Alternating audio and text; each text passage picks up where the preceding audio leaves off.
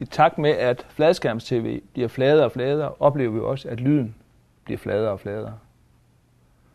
Hvis man vil optimere lyd, har man mulighed for at tilkøbe sig for eksempel en soundbar som den her.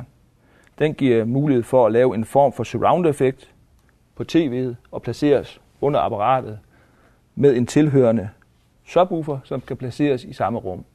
De fås ofte trådløse.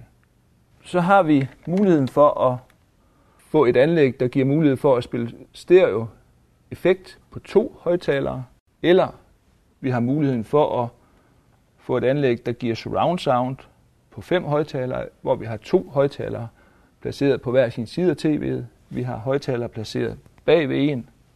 Vi har det, der hedder en centerhøjttaler, der placeres under tv'et, en tilhørende subwoofer og hovedanlægget, der giver os mulighed for at spille radio, CD, DVD'er eller måske en Blu-ray som her.